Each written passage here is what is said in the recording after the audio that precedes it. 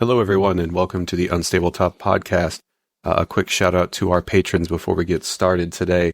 Ian Dara, Kevin Stanfield, Jeffrey Fricky, Chandler Martin, Laura Newland, Dan Krasinski, Jake Rechtenwald, John Michael McCraney, and Lawrence Akar.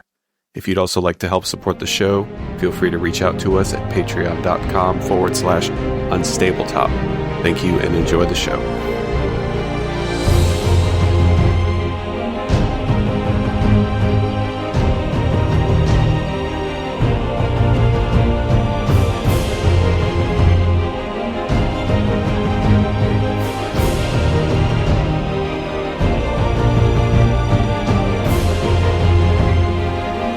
You know what my least favorite part about the new year is? The waking up part? I just really fucking hate January. Why do you hate January? I don't know. I'm sorry in advance, I'm sick. I just don't like January. Like, I feel like the post-Christmas holiday, like, celebration to, like, 6 days of just eating cheese and feeling like shit to then starting the new year. That feeling gets me every time, and I hate it. If you just keep eating the cheese and shit, you'll feel the same. No, I just can't. I don't know. I think about, like, oh wow, it's January 7th or something, and I'm just like, man, I just don't want to do this again. Maybe that's what it boils down to. It's like that feeling when you've made progress on something and then you just have to start over from square one, but it's just like life. Even though you shouldn't feel that way because it's just a continuing cycle of awfulness. You don't really get like a start over. No. You're not purging the save and starting from scratch. It's not like you're prestiging in Modern Warfare. But that's kind of what it feels like. And I just don't like it. I don't know, I feel like we put too much expectation on New Year's. It's like you try to do things differently. But do you need to do that? It's a good point. Like, one of the things that bothers me is that now there are a lot of people at the gym, whereas in December there was no one at the gym. Mm-hmm. Well, because everyone's eating cheese and shit. Yeah. And then everyone's like, oh, I'm starting my New Year's resolution. I'm going to go to the gym every day. And then it's full, and I hate it. But that's just a me thing. Well, it's maybe also a Josh thing. It's always bothered me. And there's new people in there, and they don't know how to use the machines. See that? And they look really funny. It doesn't piss me off. It's just I think they look really funny. Some people, it's very rare that New Year resolutionists will actually stick with it, but when they do, it's good. Yeah. But most of the time, they don't. Wes, how do you feel about the new year? Are you indifferent to the flow of time? Or you are eternal and time means nothing? I mean, generally speaking, like, it's just so arbitrary. Like, it's the time period that everyone celebrates it, but, like, why is this considered the start of the new year? What do you think the start of the new year should be? Because the number changes from 24 to 25. I mean, I guess, but, like, how is it different from any other month transition? Well, we go from the year 2024 to 2025. I get what you're saying, but I'm just saying is why is this the marker that we use to count the transition? Because the monks. Because the Catholics. Yeah. Maybe. I don't know. The Catholic No, actually, the Catholics were the one that gave us the calendar that we use. I don't think that's true. It is. But, like, aside from the fact Josh, local history expert. Aside from the fact that, like, my grandma's gonna need to buy a new physical calendar to put on her wall, like, how nothing's really changed. You know what I think should change? What's that? I think that should change. I think you should buy your grandma a nice calendar. I think you should make her one. That's true. Why don't you make her one with all the things you like? I mean, I don't think that would be a very hard project, but also it doesn't sound very fun. Cat Girls 2025. Hate that. I hate what you just said a lot. You could just have family photos. Surprise. Every month. That'd be nice. The October one's wearing a witch hat. Ooh. Oh. The March one is wearing like little farmer overalls and has a trowel. The November one is eating a whole turkey. in one gulp. The December It's one. horrifying. The December one looks horrified at what it's on November, dude. Sitting there wide-eyed as we see a shadow in the background of somebody sitting on a menorah. August is probably some pretty flowers or trees, though. Yeah, hopefully. Yeah. But yeah, Hang on, I gotta get on DeviantArt real quick. I don't really put like a lot of stock in the trend. Like I never really make a resolution or anything. So you don't put in effort? I don't put in. I don't like try and put in exceptional effort compared to any other time. Okay, That's what you're asking. Yeah, so none. So you put in as much effort into the New Year as you do as responding to Discord messages. Yeah, I respond to them if they're important. Ooh. Hang on a second. I need to pull something up real quick. Go ahead and pull back the tape. You don't have to. No, this makes sense. Do you buy it? Yeah, I'm buying it. Okay. So last thing we talked about, it was important, I think. If you haven't noticed yet, in the 5 minutes or so we've been here, we're absent one of our members. And that's because my house has been sick for the last week and a half or so. And our normal scheduled time to do this led to me being moderately better and Melissa still being very ill. Also, the way that Melissa and I deal with being sick is very different. And I'm moderately better and she's not, so I'm going to say that my way is better. I mean, I think the facts speak for themselves. We could play Empire of the Ghouls, but we're at a point where I feel like a player death is very likely, and I don't want to win like that. So we got together this morning. Some of us brought ourselves breakfast and didn't ask if anyone else wanted anything.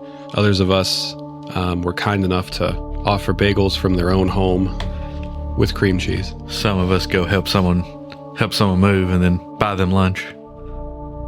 Well, we all have flaws. Yep.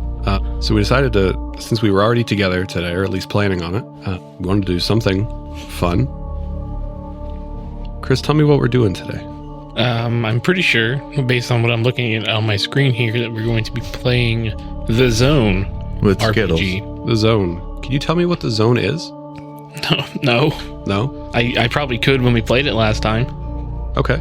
Can you tell me who publishes The Zone? Also, no. Cut this part out. Cut this part out right now. Tell me who publishes The Zone. Yeah. So The Zone is on thezonerpg.com. I'm gonna be real. Laughing Kaiju is the studio. It's a one-person development studio founded by Raf D'Amico, he/him pronouns. At least that's based on what the website says. I bought The Zone, I think. I'm trying to remember I think I bought it. I did not kickstart it. I just bought it. You can, if you like what happens today, you can buy it yourself. There's no affiliate link because we're not cool enough like that. The box edition of the game, we've played it before. Very cool. The art on the cards is also very good. Yeah, the art is very good. It's a very fun game to play around with friends if you're into this kind of thing. 4.9 star or 4.86 out of 5 stars on their website based on 118 reviews. Some people would say came quickly and in perfect condition. Others would say gorgeous set, which I think they meant to say gorgeous. Other people say Godo, with whatever that means. So yeah, we played it before. It's a lot of fun. I would encourage you to pick up the game just because the art itself is very pretty. It's nice to look at. But if you don't feel like buying it and you want to try it, you can do what we're doing today, which is play the online version. You can play with your friends. Don't live near each other. You can hop in a Discord call and set it up pretty easy. It's better than playing Among Us. Is it? Yes. Yes. I mean, it won't turn you into an assassin in real life. Did I miss something? Yeah. Yes. You're not aware of that? No. Did some kids kill someone and then they're blaming it on Among Us? No, a man killed a CEO and they're blaming it on Among Us. That can't be something they're actually talking about. Okay. There was an article. Okay. This whole thing. Was it published by fucking the New York Post? Or maybe the National Enquirer? Yeah, it was right next to the post about how Bigfoot's coming out of retirement.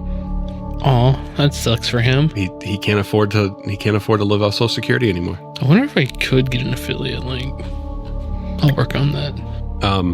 Wes, could you tell us what The Zone is? So in The Zone, you kind of play as like a group of investigators, I guess you would say.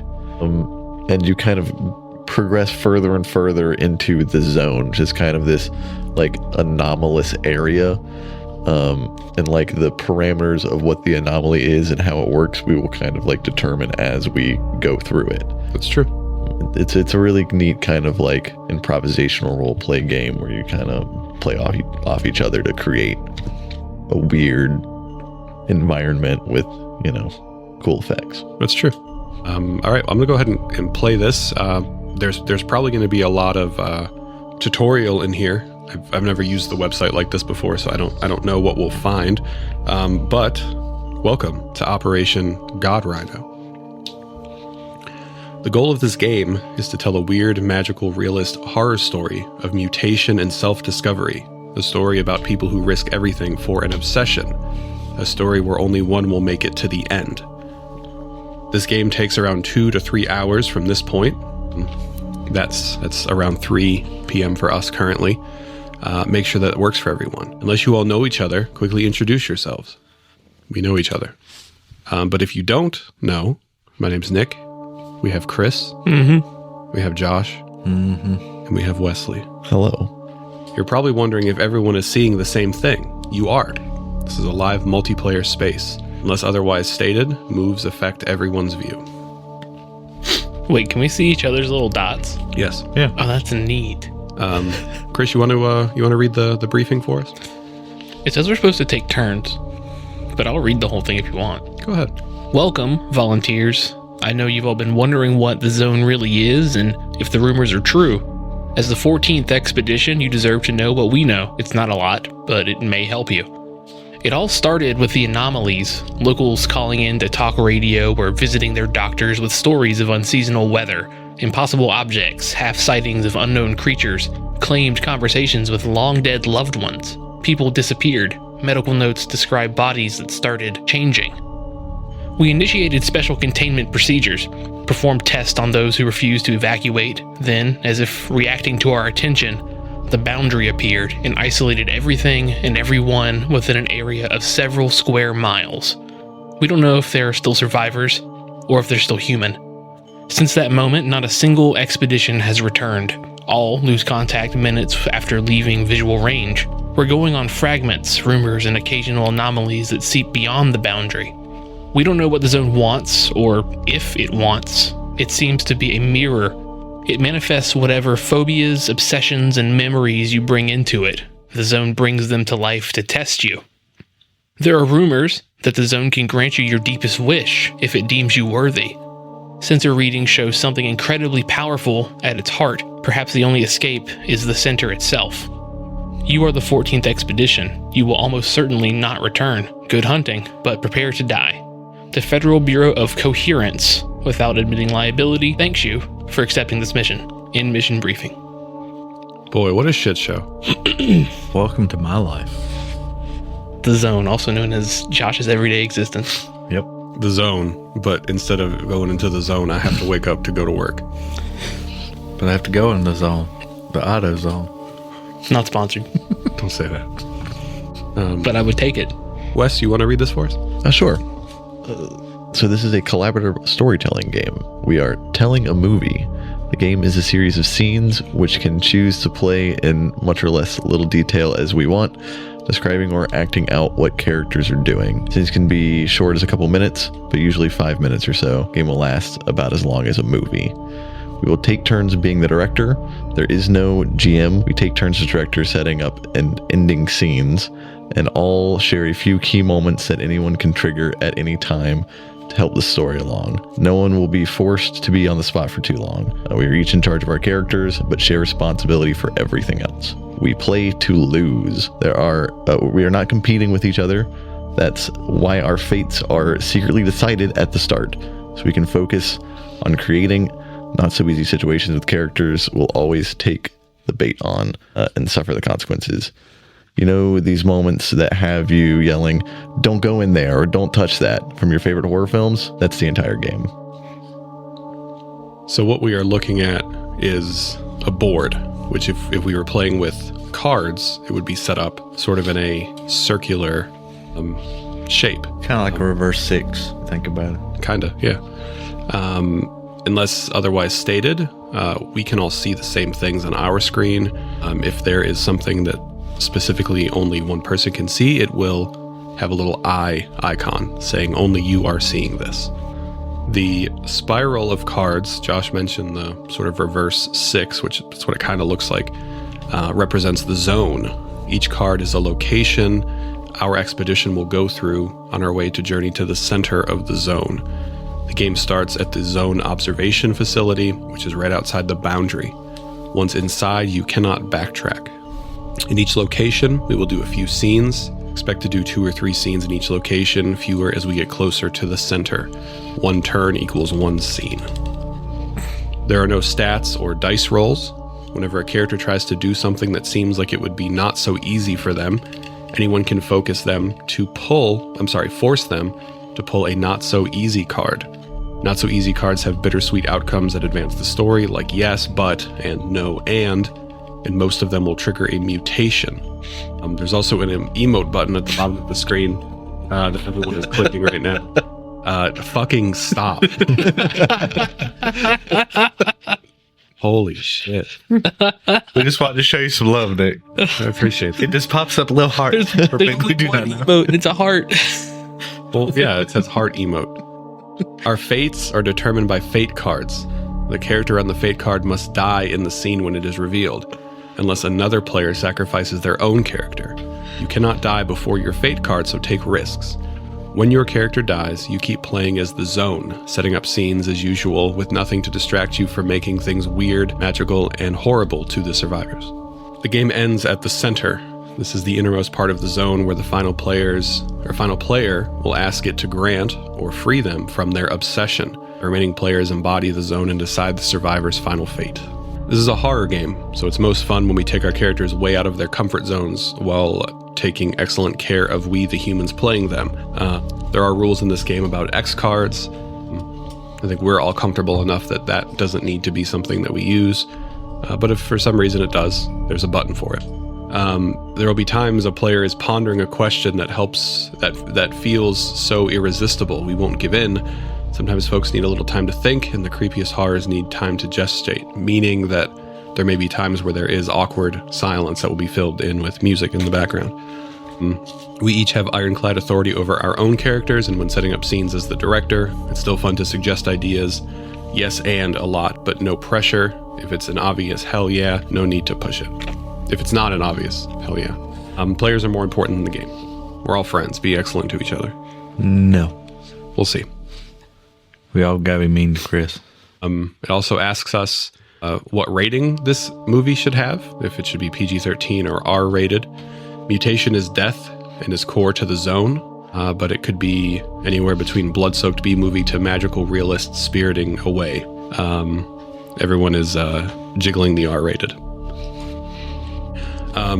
So now what we're going to do is choose our characters. Each character will have an obsession, a phobia, and a reason they cannot go back to their old life.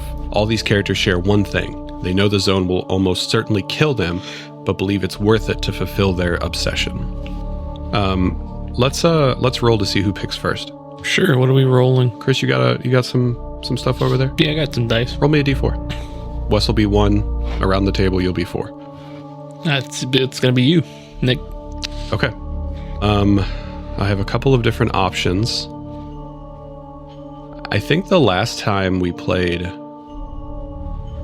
I played a chaplain. I thought you played a cultist. I did play a cultist. I think you played a cultist. That's Josh, you played the chaplain, didn't you? I played something, the basic I got to be Solaire. Yeah. Okay. I think in honor of our current life situation, I'm going to play the bureaucrat. Do you guys still have the option to pick yours? Yeah. Yeah. Okay. Chris, go ahead and roll again. We'll do 1, 2, 3. It still says you're choosing Wes. a character. Wes. Okay. It does still say you're choosing, if that matters. Yeah.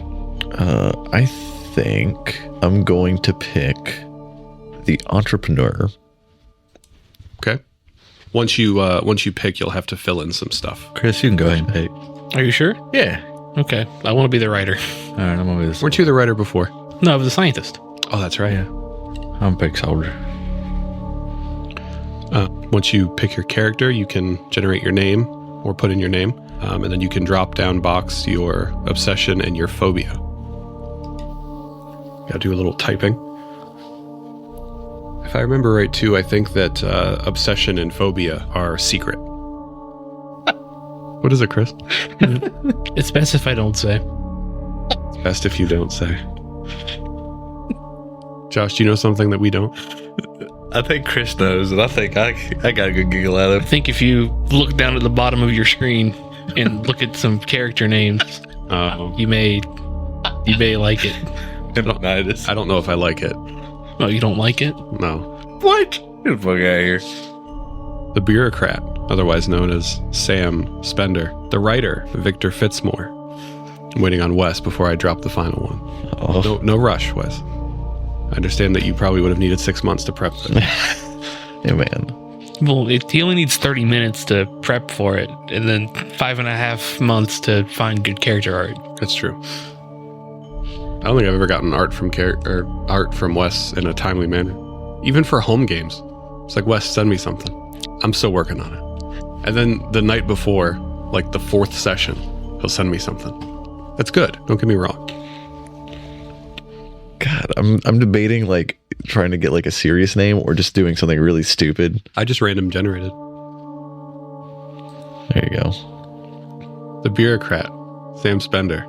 The writer, Victor Fitzmore. The entrepreneur, Howard P. Moneybags. The soldier, Pimpinitis.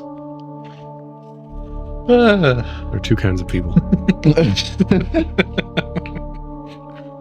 I'm sorry, it was randomly generated.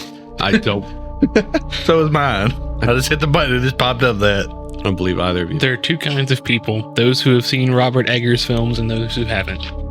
Isn't it crazy that out of all of the things that Wes would name himself, Howard P. Moneybags is on the table, yet he won't watch Cocaine Bear? You know what? I'm going to rename my character to Deny, Defend, Oppose. My name is Philip Pencil. I'm a writer. I'm Alan Wake. I'm a writer. Cut that shit out. You can leave it. It's fine. I'm gonna leave it. All right. Let me grab a lozenge before we start. I don't want to get sued by Remedy. Nah, they'll be fine. Let me ask Sam Lake. Hey, Sam Lake, can I use this character as a name in my podcast? Yeah, you can use whatever you want. It's fine by me. Hell yeah, cool. He's Finnish. He does a really, really bad New York detective accent, but it's pretty good. Chris, you don't like my name? It's really funny. It caught me off guard. I'm like, oh yeah, Victor Fitzmore, that works. Yeah. Pimpinitis. All right. Hey man, we're here for a good time, not a long time. Well, apparently we're here for 3 hours. In terms of like TTRPGs, that's not a long time. What do you mean? Chris Thulu was only 15 hours of recording, most of which was McRib eating sounds. All right, I got my medicine. Everything will be better. That's a monster. It's not the white one either. I know. Shame. Well, we got canceled I today. don't like the white one. Hey, Chris, you know the Flintstones? No. Yeah, I think they're No. a beloved, childhood franchise. Okay, Jetsons are better. I don't know if I agree. That's a hot take. Genuinely. Yeah, that's fine. I like the Flintstones more. That's fine. The Jetsons never promoted cigarettes. Yeah, but like, Jane knows the game. I'm just saying. She took all of his money and gave him a couple dollars back. She knows the game. Well, I mean, he's got to go buy cigarettes. She needs groceries. Groceries are expensive in the future. That's true. And now. All right, we ready to start? I guess. So as That's got to be your laptop. it's not mine. It's Chris's. It is mine. That's all right. That's I apologize to Nick. That's Howard I'm P. sorry. Moneybags jet as it's coming into land. Hang on, let me change my battery mode. So Wes, let's meet the characters. Go ahead and introduce yourself officially. I'm Howard P. Moneybags. Famed inventor and entrepreneur, businessman, philanthropist. He's going into the zone. Whoa, I'm sorry. What was that last one? Full on rapist. Nope. Whoa. Hang on, let me put up the X card. I'm in boiled jeans. Anyways, tackling the zone for personal reasons. The final frontier. If I click character sheets, I can see people's things. I don't know if we're supposed to talk about those or not. Are we supposed to look at each other's things? We can.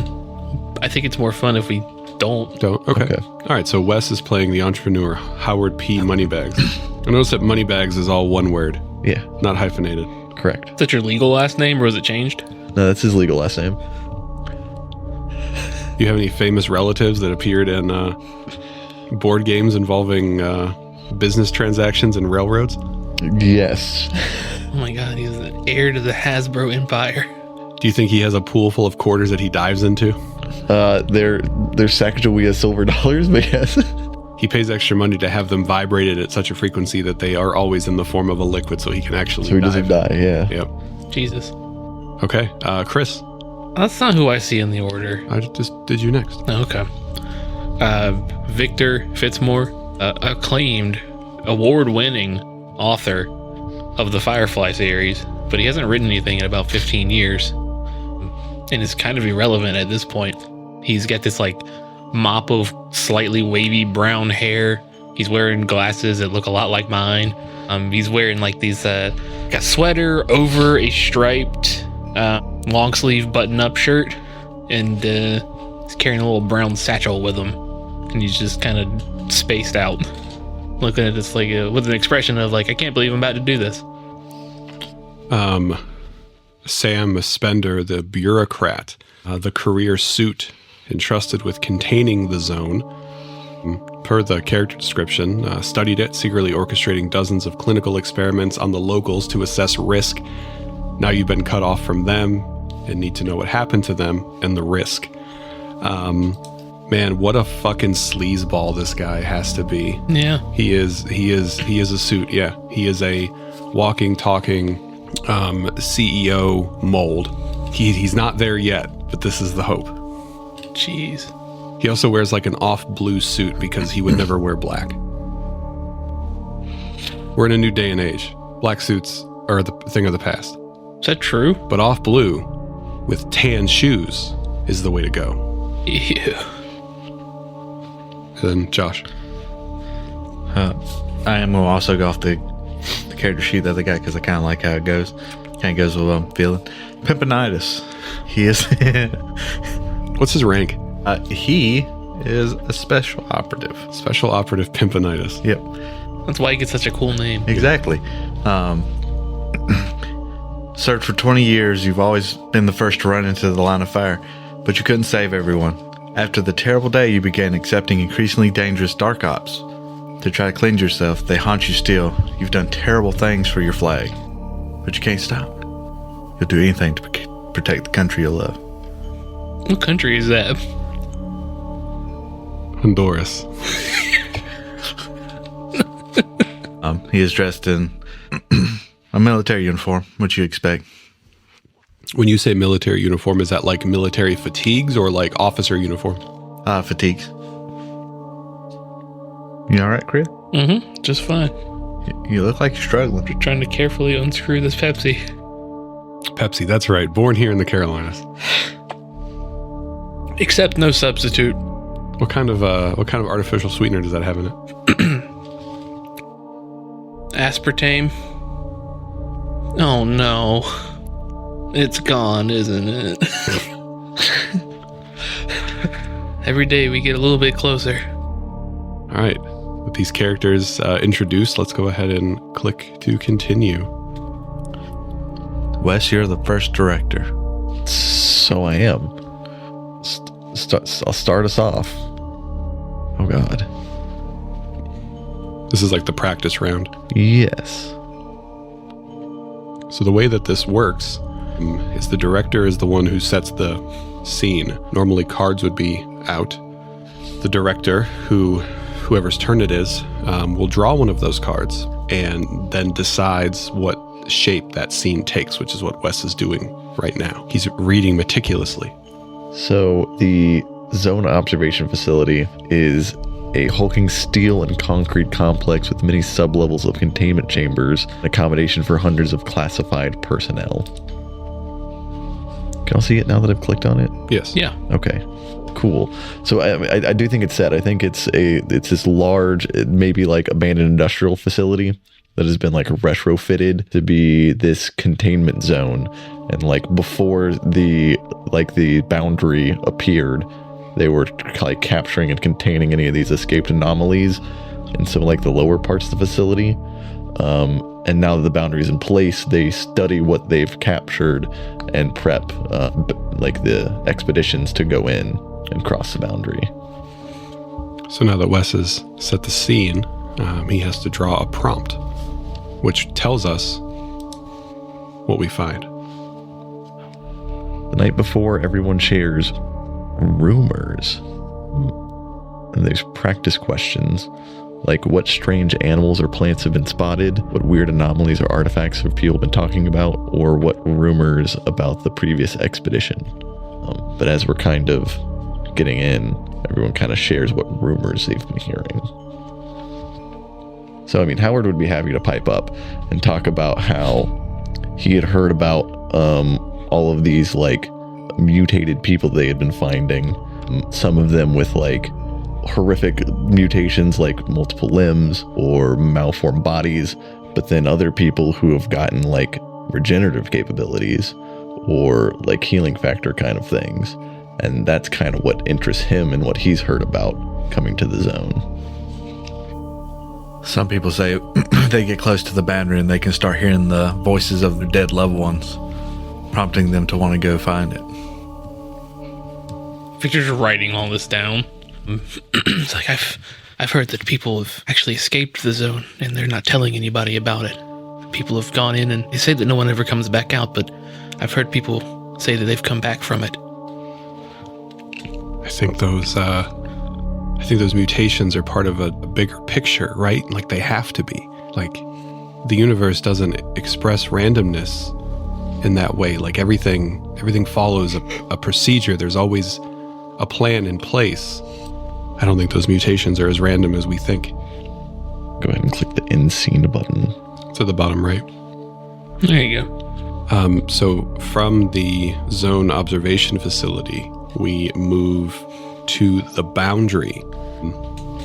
The crossing will be split into 3 short scenes, one for each of the 3 key moves. Take stock is move 1. Something isn't right is move 2. Not so easy is move 3. So take stock. Starting with you, every player adds a sensory detail about the scene. Smell, sight, sound, touch, taste, however your character feels. You can skip if you don't have something in mind. When everyone has spoken, you return to the storytelling. So for example, take stock is something that you can do sort of like when we're stuck, right? Like we enter a scene, but we're not really sure where it's going or what's around us. So somebody can take stock where we start to talk about the scene. When the scene is sort of starting to take shape and we get stuck, we can do a something's not right. The person who triggered the move says something's not right, and then they talk about what could be wrong. And then someone else can pipe up and add to that.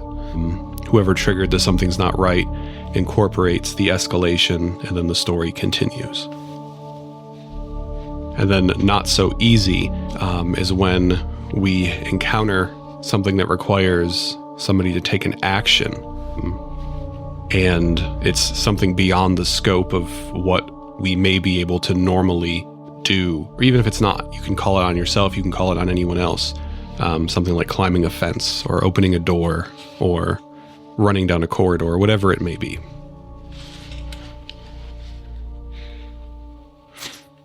So we are now at the boundary. The boundary is beautiful. It inspires wonder, a seductive presence drawing you into the zone. The expedition sees the boundary for the first time, but does not cross it. What does the boundary look like? I think the boundary looks like it sort of looks like a weird take on the northern lights, where are these like ripples of color that shine across, sort of making this line. And the closer you get to it, the more your body starts to produce like these feel-good endorphins. that make you want to approach it even closer? I think that like at where the lights start, the flora and the foliage there isn't start growing, but it's grown up to proportions that you might imagine aren't normal for what those particular breeds of flora. So like the trees get really big and the flowers get really big and a lot brighter than they normally would. So it's very pleasing to the eye and maybe produces a nice floral scent. And this would be, which I started, you went to, but this would be a take stock action, some sensory detail. Yeah. And I think that like everything kind of is almost enhanced, like it fully grabs your focus, kind of like any other like sounds you would hear from like the commotion of like the facility in the back starts to fade away, and like you can only focus on the bright lights and like the alluring smell, and just the boundary itself kind of holds your attention. I think the area around the boundary starts to actually feel thicker due to all the flora and all of that growing. You feel heavier, like when you go outside and it's hot. You know what I'm talking about? Like it's weighty. Yeah. Gotcha. So as we're kind of taking all this in, it's time to actually cross the boundary. But this is where something might not be right. So at this point you pull the something's not right card. And then I would say something's not right. For a moment, at individual times, you blink, and for a moment you don't see these bright lights and lush flora, and you don't smell this, but you see just like a rotten, fungus-ridden forest. But you blink again, and you see the bright lights again. So we're not really sure which one is the real one. Predominantly, you're looking at these lights, but every now and then it doesn't look the same.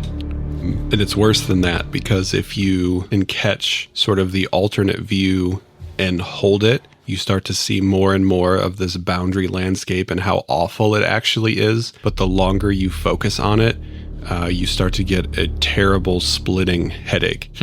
Your vision starts to blur, almost like you're in the beginning thralls of a migraine. Oh, right. When you're focusing, you're getting these migraines, everything starts to dry up. Your mouth, you lose all moisture. I think you just got mail. I also think I just got mail. Someone plays the AOL "You got mail" sound effect. I think unless anyone has anything else to add, I might end that scene. Yeah, you. I think you wrap up that, since you pulled this something's not right. Yeah. So then, as we're kind of unsure which form is the real form, we have to cross. So now we're doing a not so easy. The not so easy cards are the heart of the game. You're playing it at the right level of intensity if they happen frequently. They also give you the power after death. The player with the most controls the end game. Don't leave a scene unless you've earned at least one. One. My character's trying to enter through the wall, and it's not so easy. I make it through that wall. The zone mutates you in a small but noticeable way. I'm going to use the cheat sheet. There is an expansive mutation list for this game, and if you have the hard copy, it comes with it, and it's very, very cool. You can roll for that too. So you can use dice. You can. That's interesting. How would we roll for that? It's a D20 3 times. Is it? Or it can be. Combine a body part or emotion with one or two animal, plant, or material. We'll do it 3 times.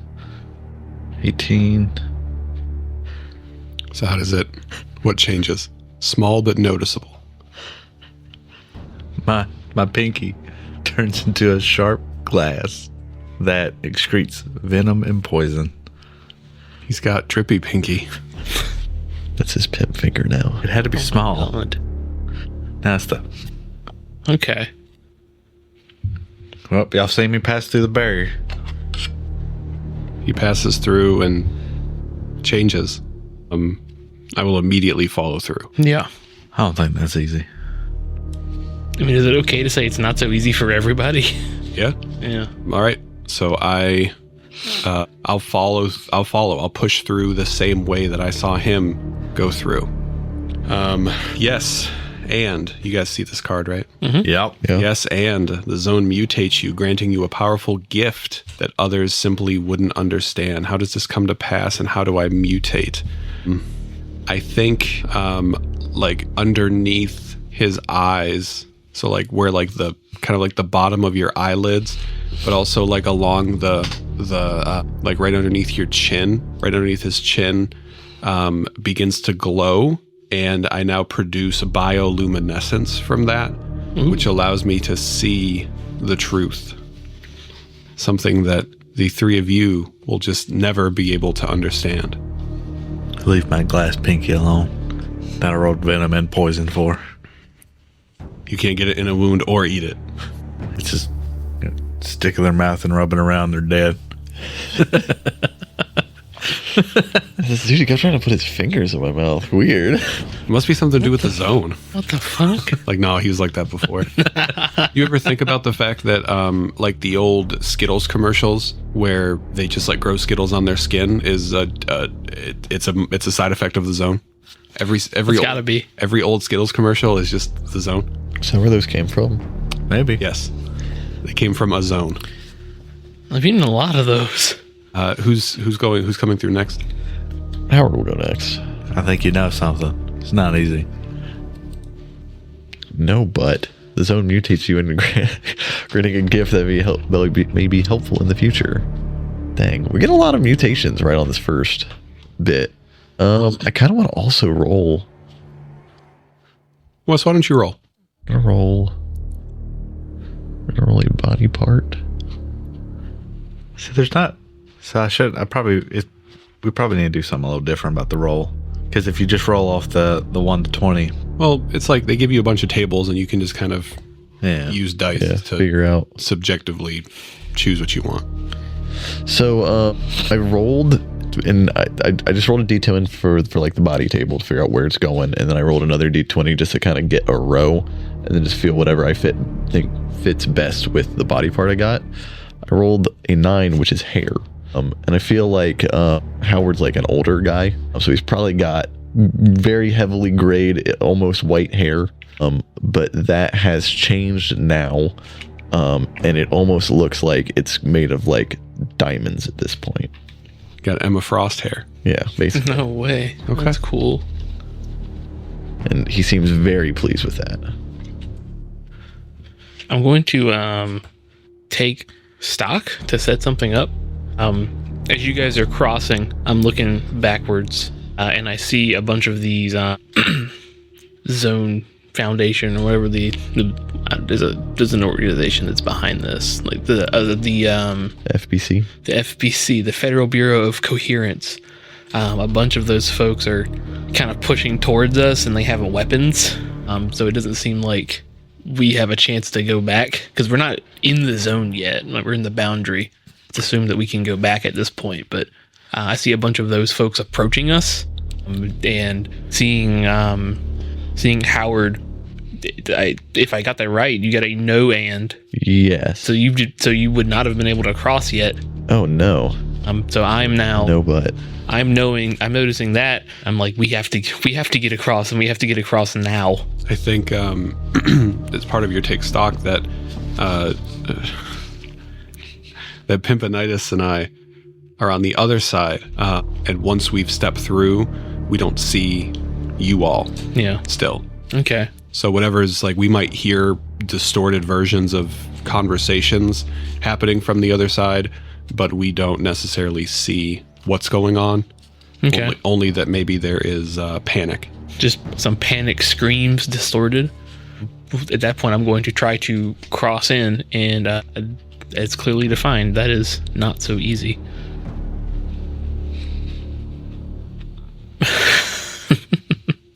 Yes, it succeeds, but it immediately triggers a much more serious challenge. It's not a creature.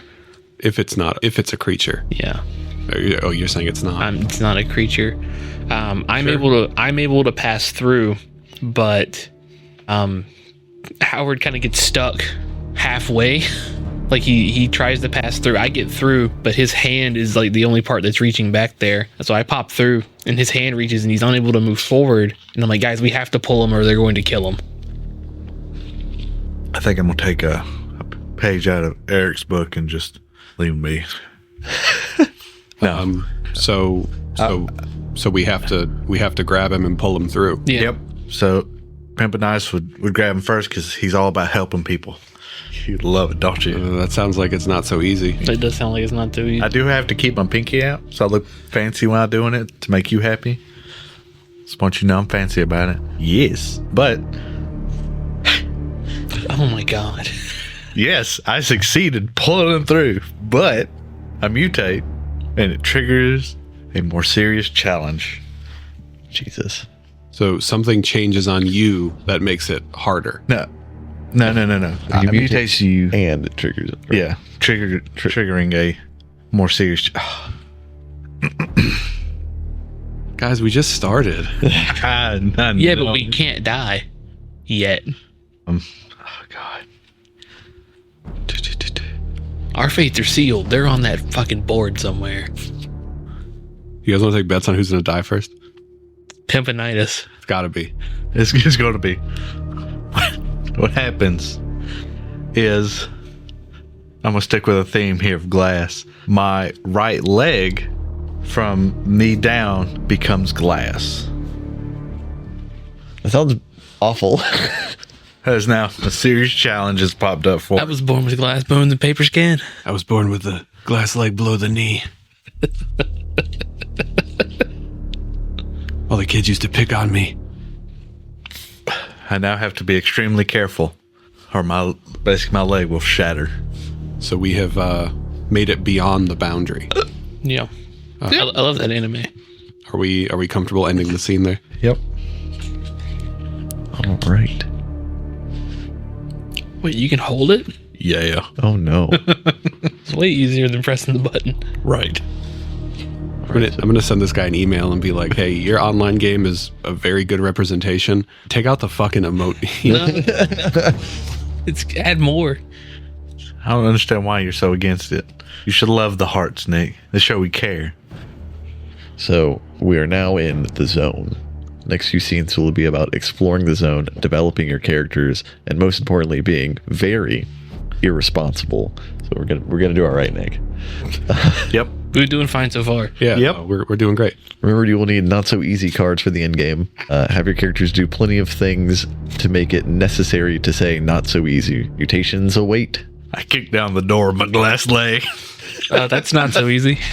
It's very easy, but it does shatter.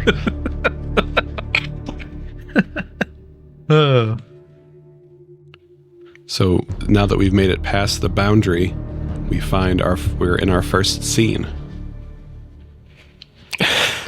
There are 3 options here, and I know which one Wes is going to pick. Which one am I going to pick? Don't worry about it.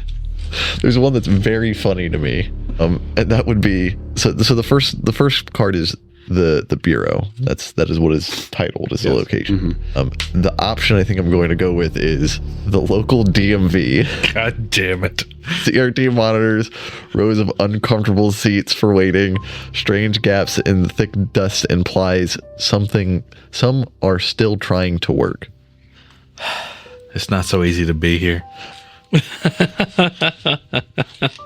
And I do think that this was an administrative building, and it's where It's the DMV. the Department of Motor Vehicles. It's where all hopes and dreams go to die. Yeah. Leon's there. Say hi. But I do think that it seems wholly abandoned. Thick layers of dust on everything. But if you look around, there are like footprints in the dust, paths. Something has been through here, at least recently. I like to picture that there's the monitors, the CRT monitors with the numbers, and then like you see the number pop up, and then you hear something call that number saying next. And I like the idea that like you walk in. You're getting ahead of yourself, Wes. We got to get the scene prompt first. We're still setting the environment. But I do love the idea that like you walk in and there's like the little ticket thing in the front, and like one just like prints out for you as you approach. Ooh. All right, I'm gonna press the scene prompt button now. Interesting. Someone attempts to persuade another to abandon the mission. Go home, Moneybags. You're just going to get us killed. There you go. No.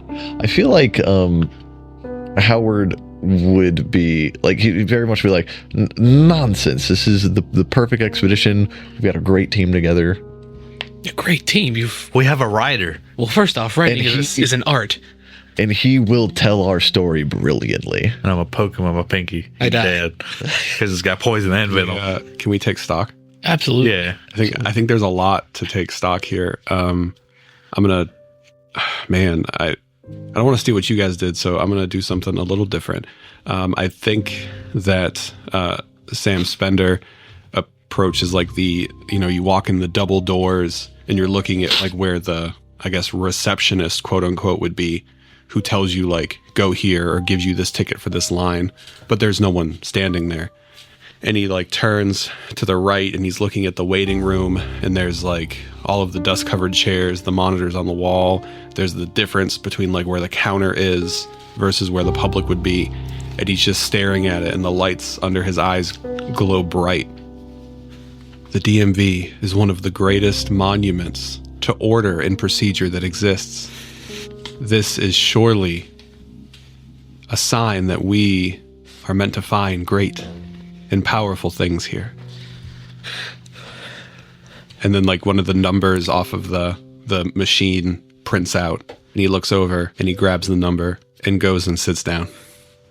I think that like the computers here are, it mentions that they are CRT, but I think they're even older than we're thinking, like maybe decades older than our current technologies. So this place has been untouched, or seemingly untouched, by modern technological advances for some time.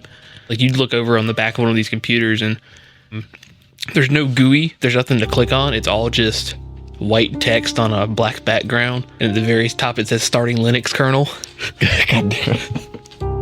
I like to imagine that Pimp Nice feels like he's just getting older, sitting in here or being in here, knowing his hate for DMVs and what they stand for. The Department of Motor Vehicles. Oh, and I do feel like we'll take our tickets, we'll take our seats, we'll go in our queue for destiny, and I just feel like this place, just like the real DMV, is just like a void for time, like this liminal space where have we been sitting here for minutes, hours, years? It's impossible to tell. How did you get 30? My ticket number says 3,527. D7. I just hold it up. There's this like, it's eerily quiet, but once we all take our tickets and sit down, the overhead intercom music starts to play. Some music. And it's music, but it's like, it's really quiet, and like the balance is off. So like certain portions of the intercom speakers are louder than other ones, but then like they'll shift where the quiet ones will become loud and the loud will become quiet, or the ones that aren't working start to work, or the ones that are working stop working. And it's almost like someone's just taking the fader and just pulling it back and forth. This is what it's all about. Something's not right here. Go ahead. It's a DMV. There ain't never nothing right here. It's too oddly populated, if that makes sense, to be abandoned. There's too much going on for it to be abandoned. Why is it like this? It's worse than that, because somebody's number gets called, or somebody's number appears on the TV as up next. Who is it? It's none of us. Sounds like a die roll. Yeah, hit it. Do it. 1, 2, 3, 4. My number says like 4 or 4,000. Hell, That would be mine. Hell yeah. You can get your soul taken first. Yeah, so the number gets called, or the number shows up on the screen is serving whatever your ticket is, E 3068. Sure. Destiny awaits, my friend. But that doesn't seem so easy. Yeah. Why not? Let's find out. Oh God. Ooh, that's fun. What's it say, Chris? No. And the zone mutates both myself and my obstacle, escalating the conflict. Okay. So I walk up to the counter and I put my ticket down and I look and there's just no one there. And I say, hello, it's my turn to be served. And the ticket, I notice as I try to put it down, it doesn't do anything.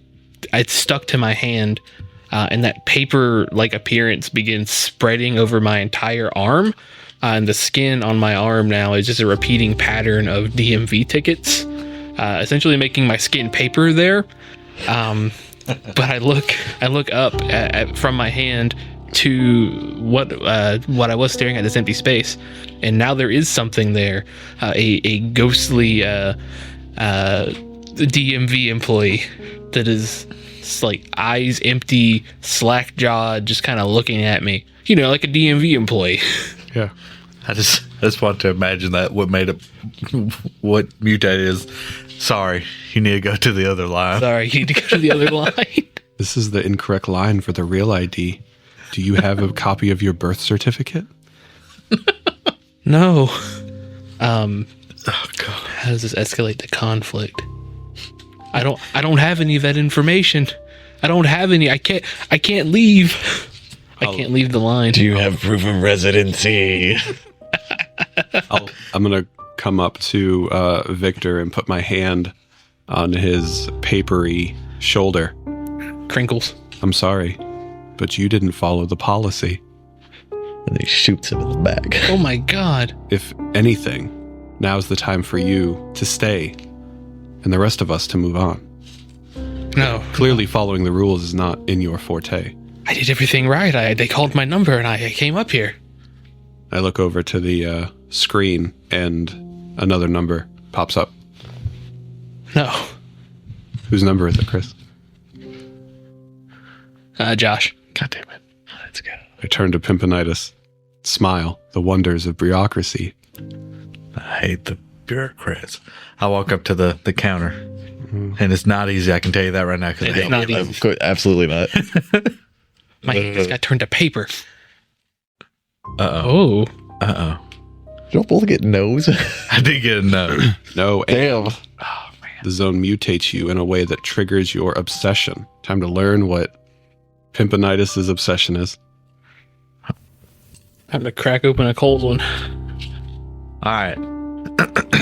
No, but the obsession manifests with Chris freaking out up there. And I go and I pull him away from him, take him away from the scenario because I obsess with saving people.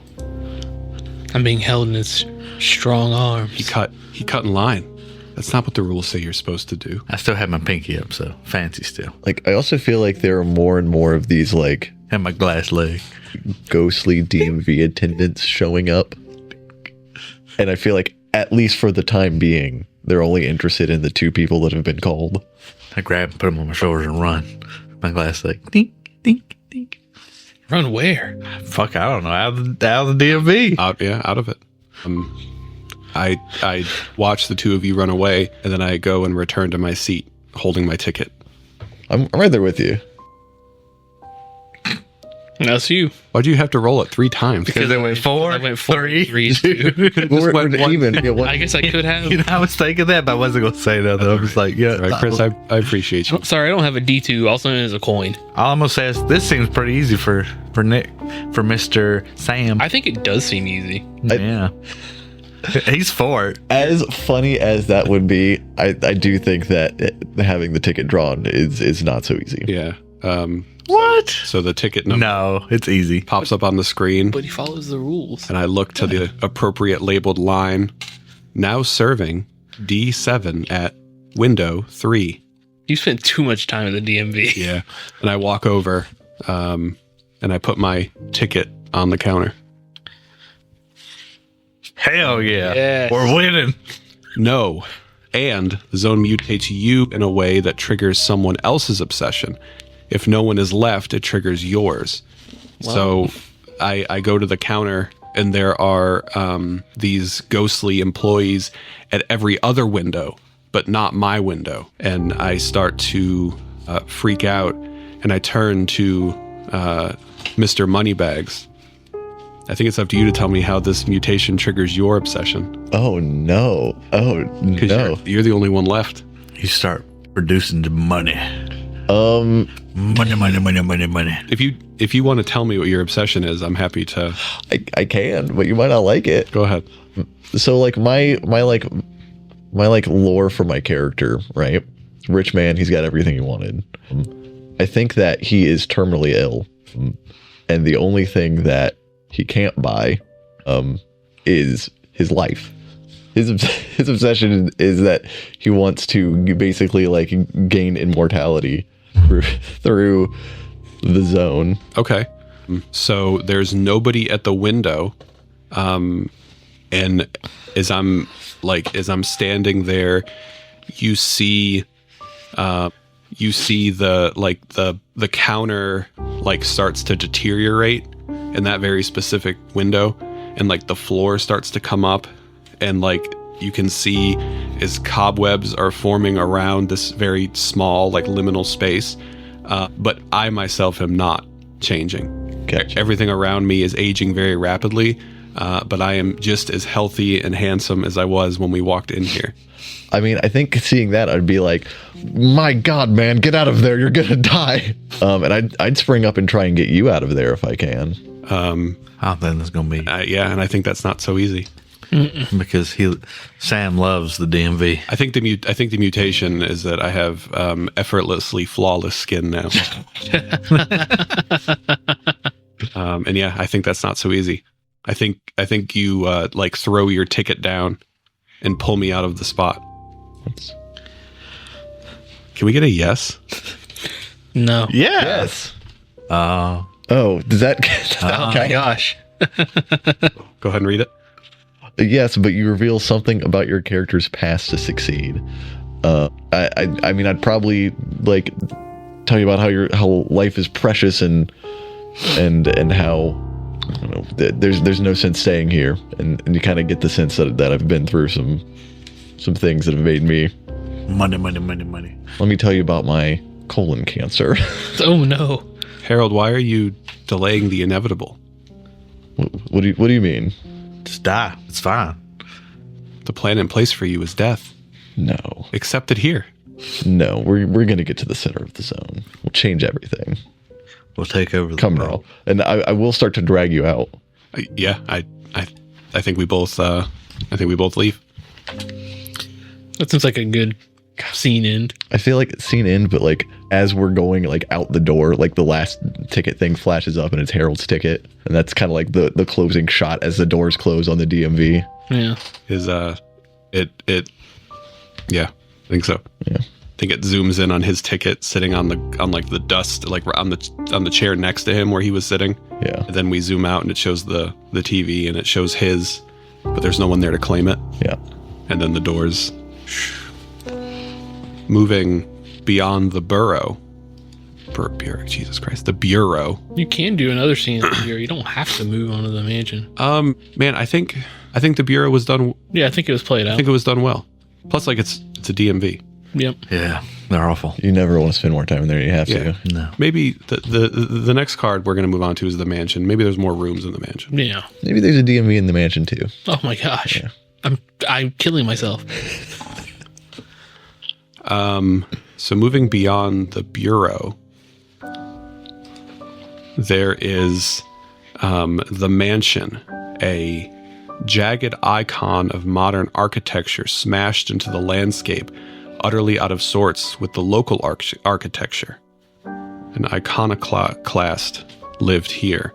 So I think this is a building that, like, it's very geometric, very modern, to the point where it looks almost like a Minecraft house. But the landscape and the surrounding architecture is very contemporary and like small town. And it's just an absolute eyesore. Yeah. Someone tries to develop a new mental or physical power by taking a big risk. So let's go ahead and take stock. I think this place is so weird and so out of place that like you can see the steps, but they look like an MC Escher painting where the steps kind of come from different angles, and like you can't just walk from where we are to like the front door. You have to sort of finagle around and like climb upstairs to get there. Excellent. A beautiful home. I had one just like it in Cancun. It's a home with MC Escher-esque stairs? Well, the regular stairs, but they were Escher inspired.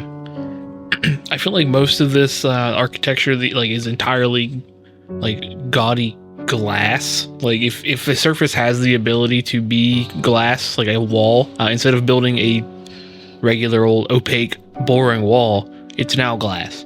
The walls of this maze are essentially glass. The floor, not so much, but walls, if it has the ability to be a window, it is.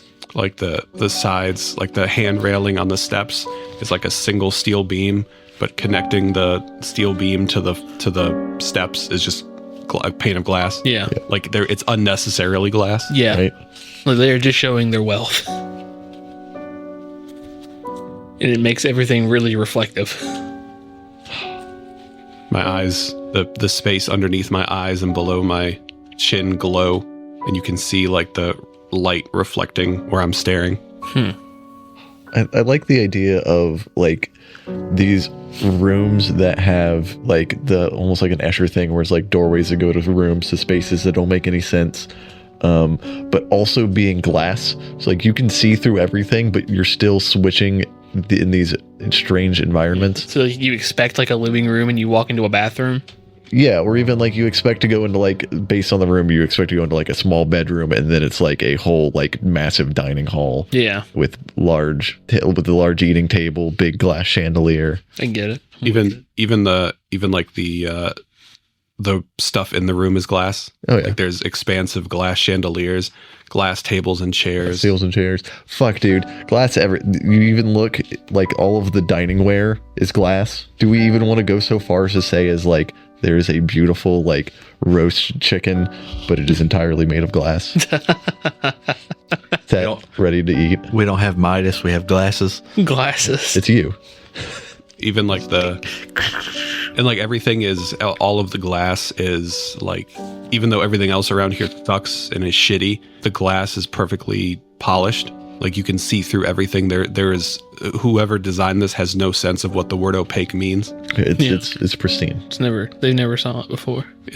You could even go a step further and say that it's not actually glass, but it's crystal. Ooh. Yeah, sure. The absolute essence of opulence. You had a place just like this? Yeah, Oh, wow. we all did. What did you do to earn your money? Well, It all started with a nickel. Father gave me a small startup of $2 million from his diamond money. He used that to invest in a few tech companies and Josh, anything else you want to add to the scene? I got nothing for this scene. Okay. I've been thinking, but I ain't got nothing. I'm sorry. something for you, my man. Yeah, I'm gonna kick it. I'm gonna kick the glass with my glass to see who's got the stronger glass. I think that to be able to go forward, we have to be able to enter this house and go out of the other side. But whoever decides to go first, go ahead, Wes. I'm sorry. Did Josh just say that he was going to kick with his glass foot to see which is stronger? You know what they say about glass houses. You know what they say about big risk? But also, isn't that someone trying to develop a new physical or mental power by taking a big risk? Hell yeah. Strengthening his glass by kicking other glass? Hell yeah. Does glass get stronger when you don't break it against other glass? Yes, Maybe it's called that one? tempering. Yeah. Okay. I think as we're trying to figure out a way to get into this place, Pimponitis approaches the house and kicks the glass, which is not so easy. I like to picture the scene from 300. The "this is smartest" scene. This is Pimpus. Jesus Christ! I hope this literally says no, but you lose a body part. I hope it says yes, just because it's so dumb. Yes. But this isn't something that you could do alone. You need help from another character or from a local. A local? From a local is such an interesting take. I go to the local glassmith or glass blower, whatever they're called, and have them temper my leg. So here's an idea for you. You go up and try to kick the corner of the glass house, and as you're doing it and nothing is happening, one of the windows from like the top of this place opens, and apparently someone who lives here sticks his head out and starts telling you about weak points in the glass. Please tell me this is a man who is made entirely of glass. I think he has. You can't see him because he's such good glass. I don't know. I don't know what he looks like. I guess it's up to Josh at the end of the day. No, he is see-through. You can't see him for shit. It's like a ghost. He's just glass. It's wonderful. Love it. A crystal man lives in his crystal mansion. Is his mansion made of flesh, or is he made of mansion? He screams, for he does not know. I kick a weak point to break in with my glass leg. And I think that bypasses the need to try to get into the front door. But what do I get for what does the risk do? The most dangerous thing that someone can give to you, Josh, which is self-confidence.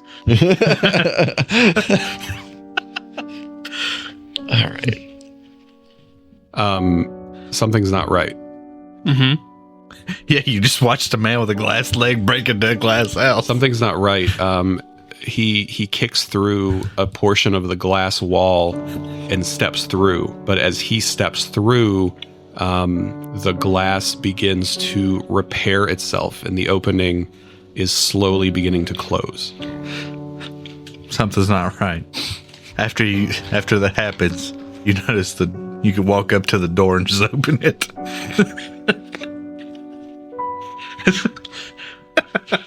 That could have always been an option. We just would have had to climb the stairs. The door was just never locked. And I think the move there is that there's another entrance, but it's not going to be so easy to use. Oh, so I'm like trapped in here by myself right now, unless y'all get through. Yeah, I mean you're in there. I think it's worse than that. I think literally, like, if you turn back, because like the door closed behind him, right? Well, the opening, right? He shattered the wall. I feel like if you look back, like it's still glass, so you can still see through, but like the door is gone. It's just a glass wall now. And for all intents and purposes, you are trapped in this glass house. I'm gonna find a way to get out the other side. Throw some stuff. I'm going to throw a stone. Yeah. I'm gonna be real. That sounds pretty easy, but it's not. You can't find the stone.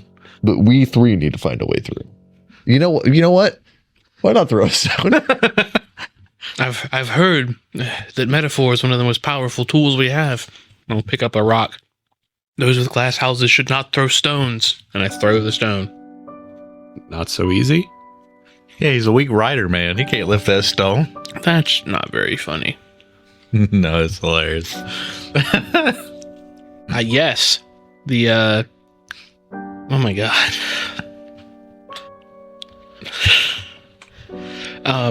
Yes, but so the zone mutates me and triggers a much more serious challenge. So I pick up the stone and throw it with my not paper hand. And in my not paper hand begins to take on a rocky texture. Yeah, right. And you notice that as I'm standing on these these glass steps leading into this glass house, wherever I step seems to start to crack as I have taken on the weight of several stones. But the house itself, it succeeds, so there's now another entrance. Beautiful. Good job. You threw that rock through that window like a champ. I haven't seen such good window breaking since all those lazy union workers went on strike. Everyone back away from me. I fear I may fall through. So now that the power is back, Yeah. that was weird. Odd. That's what happens in the zone. It got super quiet here. It must have been all those union workers. Must have. They cut the power so you can't work. Hire the scabs. Bring in the scabs, please. All right, we can all get up and leave. They'll record for Can you us. imagine? Incredible. Who would be the podcast scabs? Who would we bring in to do the work? I don't want to name names. I'm not going to name names. I'm not going to do that. But I know who I would pick. But I know who I would pick. Not naming names. Anyway, everywhere I'm stepping now in this glass mansion is cracking under my now rockish weight. And I believe that is a problem. I think so. Because if I stay in one place too long, I may fall through. So you have to keep moving. Yeah.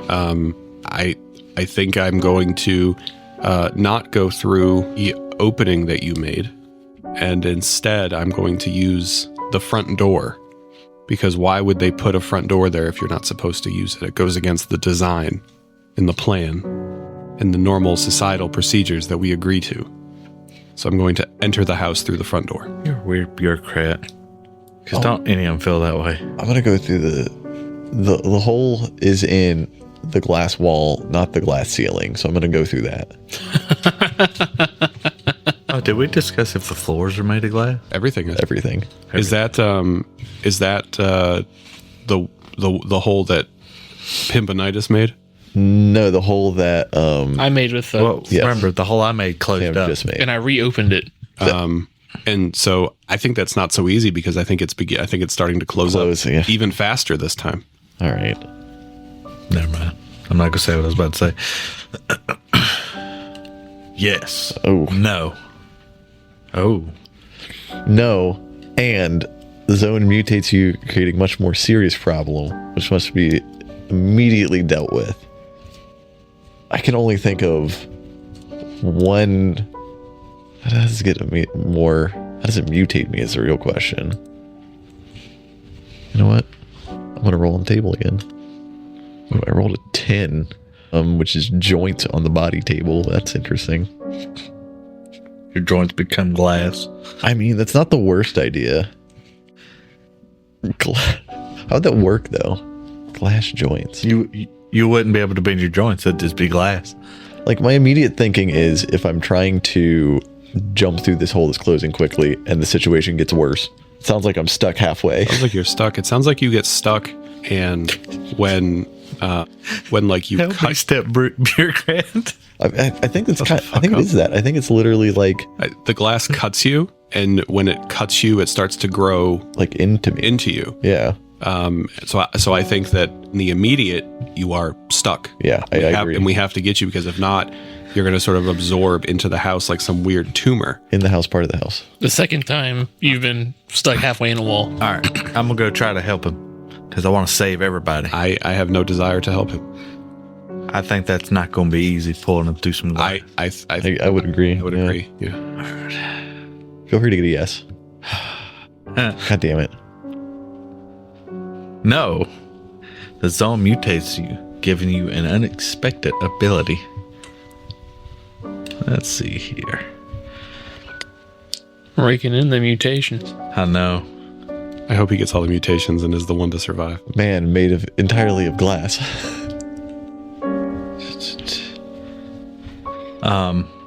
My sense of touch becomes electric. So it's electrified. I touch things and they get electrified. So he goes to grab you. He tases me instead. Yeah. Go ahead and claim that card, Josh. I'm unconscious now in a wall. The wall is closing in. You are not saved, and you are unconscious as this glass is slowly growing into your body, replacing your joints. Yeah. The only way I can think to do this is to I'm gonna start smashing. kick the glass as well. But I don't think it's gonna be easy for you, Chris. So you try to shatter the glass to break him out. Yeah. Not so There's easy. rocket. I think you just live here now. What? Welcome to your house. You said you had one just like it. You'll be at home. This was even better. No, and Here's your phobia. I begin to like wail on this glass. And while I'm wailing on the glass and I'm not able to break it to get you out, I see my own reflection in the glass, and I look at my paper half and my rocky half, and it's like I'm not even who I was anymore. Am I even the same person now? Is everyone going? Am I going to be forgotten because I don't exist anymore? Will everyone forget me? And then I kind of put both hands on the glass and stop trying to break it. It doesn't seem like it's going to work. Damn, if we get you a scissor mutation, Rock, paper, it's scissors. gonna pop off. you're gonna be a great superhero. I don't really care to help you, but it's time to move on further into the house. So I'm gonna try to grab one of the glass chairs and smash the wall with it to break you out. It's not gonna be easy. Not It's so actually extremely easy. No, but Oh my god. your failure has unexpected positive consequences. You found the way out. So I pull one of these chairs, which reveals a glass trap door, Interesting. and I try to break you out. No, so I am unable to break you out. But we now have an opening out of this room. You know what? Fortune favors the bold. I'm gonna try and get myself out. Look, that's clearly not going to be easy. I mean, yes.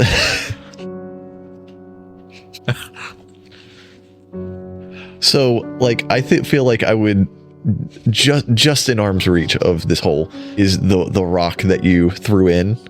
I feel like I would grab that and then try and slam it on the side of the wall to shatter my bindings, and it works, but immediately triggers a much more serious challenge, which I think is that it starts to crack up the walls and it starts to spread across the rest of the foundations of the building, and I think the glass house is crumbling down around us. Oh yeah, I'm with it. We gotta get the fuck out. It's my worst nightmare. The glass ceiling is coming down. And you're only 72% prepared. I'm going to go into the opening. I mean, yes. Same. We all sprint for the opening. God, I really wanted that. That's not going to be so easy for me Oh, because I'm heavy. I was going to say that's also not going to be easy for Pimpinitis because he has a glass leg. Yeah. Okay. Well, it's a little late because sorry. we don't have access to those buttons anymore. And we all make it. But maybe we can do it now. There we go. So yeah, it's hard because I'm heavy.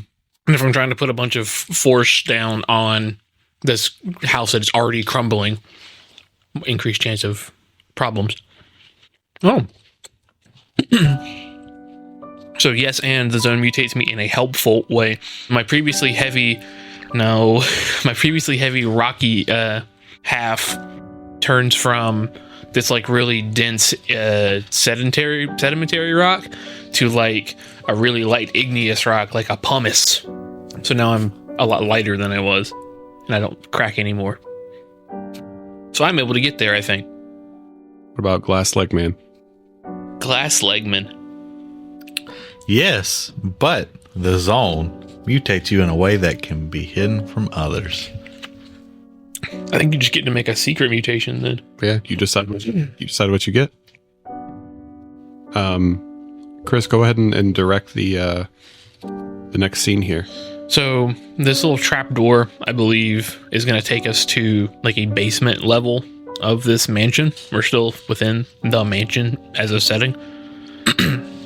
But there's something here, a dangerous anomaly. And I feel like much like the upstairs portion of the mansion, this is like a maze-like room scenario where everything keeps shifting. You can walk down a hallway and turn around, and everything behind you that you just passed looks different. And I believe that when you're walking through this like maze-like basement dungeon, you are constantly hearing the footsteps of something following you. Are we taking stock? I believe so. I think much like the upstairs too, down here is entirely made of glass, but it's not as it's not meant to be as visually pleasing. So when you look beyond the walls, you just see like dirt. You can just see like the roots that grow in, or like the dirt, or like shoe boxes that hold the family gerbils that have been buried. Ew. A dinosaur skeleton. Oh, that's cool. It's like looking through an ant farm. I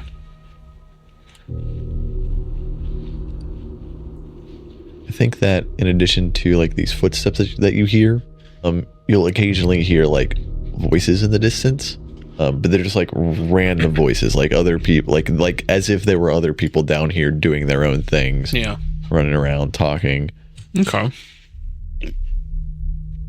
But I mean, it's glass. It's glass. You don't see anything. Bamadias would just kind of feel uneasy running on glass with a glass light. Something's not right. One of the things, as you're making your way through, there's a section of glass that has been etched, like somebody took a shard of something and scratched into it, and it says 13th expedition. Interesting. Hang on, are we the 14th expedition? Yes. Okay, just making sure I remembered that right. I think it's worse than that, because I think you can see the shard on the ground there. It was used to carve into the wall there, and you can clearly see that it is covered in blood. Fascinating.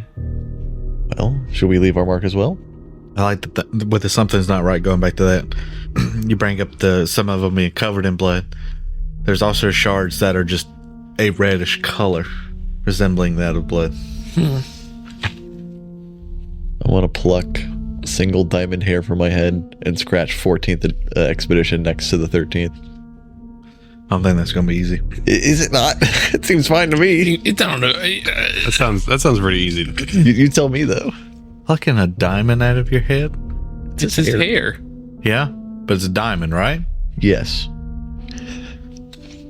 Do you want to call it? I'll pull the thing if you want me to. I think that'd be difficult. I don't think your old man strength can do it. I forgot where we were. I was about to roll for a not so easy for trying to pull a single hair out of my head. I believe that's what I believe that's what Josh requested. I just don't think I don't think that's hard. Before the power went out. The power went out again. Hello. Power went out again. So I'm going to pull a not so easy card to see if I can remove a single hair from my head. God, I hope you can. Yes, but the zone mutates you in a shocking way. It's the only reason you succeed. My immediate thoughts are that my diamond mutation spreads. Okay. And now I have a diamond hand as well. Yeah, I think that makes sense. That's what I'm going to go with. And now I don't even need to remove a follicle from my head. You can just Which are natural, by the way. No implants. No plugs. You didn't go to Turkey? Not one. I've been to Turkey many times, but never for hair implants. You ever been to Thailand? It never happened. What kind of implants you get there? In Thailand? I implanted something. Anyways, I will scratch in with my diamond fingies now, I guess. Yeah. 14th expedition into the glass wall. Fuck. Go ahead and resolve that. Oh, Fuck. yeah. So, no, sorry, Chris, you're the director. Yeah.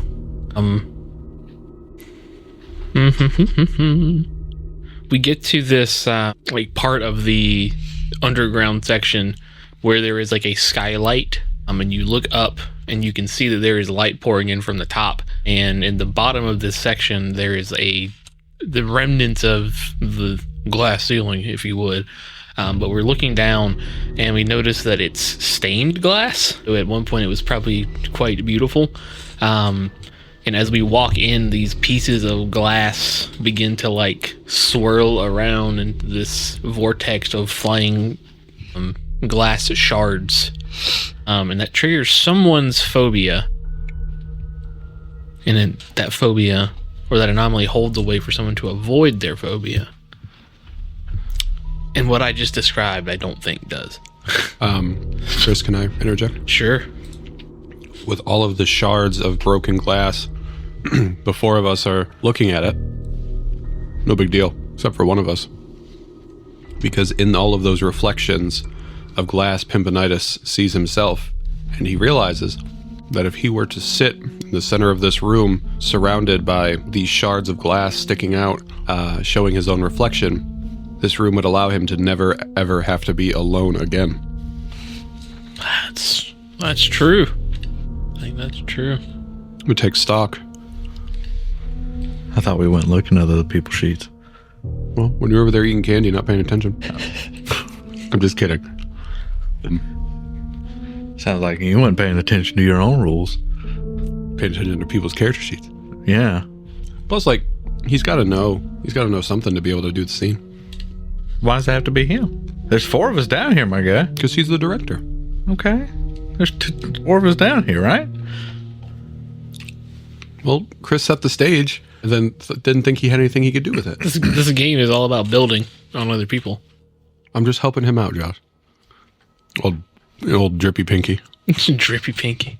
Yeah, no, I think that makes sense. In that, while it might be dangerous for you to try to traverse this swirling vortex of glass, the idea of not being alone again is quite nice. So when I read it, it's the saying, I don't deserve the love. Being alone is it. I'm okay with that. I just don't deserve love. I have a phobia of being loved. Wait, don't you have a phobia of not being loved? So when you read it, being alone, that you don't deserve love. Yeah, so your phobia is being alone. But I'm not alone. Yeah, not in these shards of glass, you're not. Look at all these. Sure, I go in the Some shards man of glass. here with you. I think that taking time away from trying to venture to the center is against the plan. It's not part of the procedure that we're supposed to be following. So I'm going to try to convince you and try to stop you from doing that. Nah. I don't think that's going to be so Yeah, easy. that's challenging. I want you to fail, though, so that I can make Pimpinitis do it not so easy for running through a swarm of glass that's spiraling through the air. Okay, not so easy. Damn it. Yes, but if you want this done, someone more suited to the task must do it. Help is needed from the other characters, or from a local. We'll say other characters. So I try to convince you that we need to move on, but you are not interested in listening to me. I think the other two need to make a point here as well. I mean, I absolutely agree with you. We have glory and destiny awaits us at the center of the zone, and you are our man to keep us safe on this journey. We need you now more than ever. I grab you and shock the shit out of you. So it's not going to be easy for you. Okay. Wait. Part of it is not easy. But it's part of his not so easy. What about you, Chris? I've opened my satchel, I flipped through my little book, and I'm looking for a quote that I wrote a long time ago in this in my notes for my old books. I'm like, oh yes, it says here, it's never mind, this does not apply to you. It says follow your dreams, but I don't think that you should not do that. Some people do the opposite of that one. Run away from your dreams. If everybody shoots for the stars, there's nobody left on Earth. If every pork chop were perfect. There would be no hot dogs. If we get to the center, you'll never have to be alone again. And maybe you can wish to live in a world where you do deserve love. Oh yeah. There's also a cat in the zone. Right. Wait, no, that was last time. Yeah, we've played this before. And one of the characters you can play as, at least in the board game or card game. It's a tabletop game. Is a cat. Hell yeah. Her name is Mango. Oh. Well, y'all succeeded. Now do not go in the shards of glass. Sweet. We'll see.